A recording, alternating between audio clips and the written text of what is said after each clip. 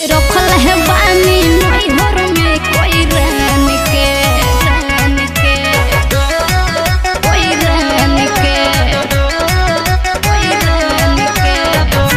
presented by Rigo Music।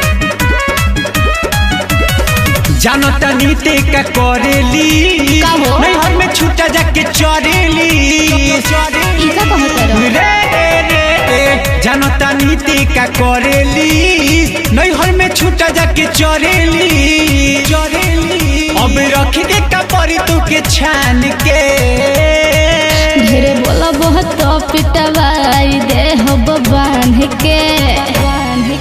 और रखल है बानी नैहर में कोई रहन के ढेरे बोला बहुत पिटवाई दे हब बांध के और रखल है बानी नैहर में कोई रहन के। आराम से पीछा कहीं छोड़ दो बुझाता नु। और रखल है बानी नैहर में कोई रहन के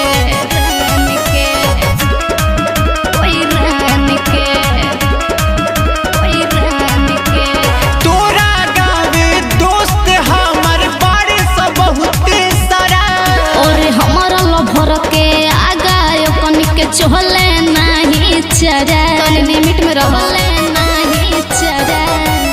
तोरा गावे दोस्त हमर बारे सब बहुते सारा और हमारा लभर के आगा कन के चले नहीं चरा तब लो करा का डर नहीं के जान के ढेरे बोला बहुत पिटवाई दे हब बांध के और रखल है बानी नैहर में कोई रहन के ढेरे बोला बहुत पिटवाई दे हब बांध के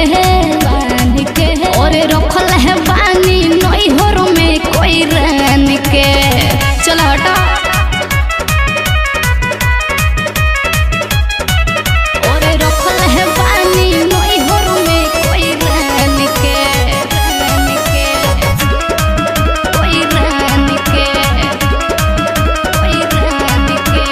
मार दे हब गोली जदी करी हमसे बरियारी जिदी बोए चंदन के चहले ला रंगदारी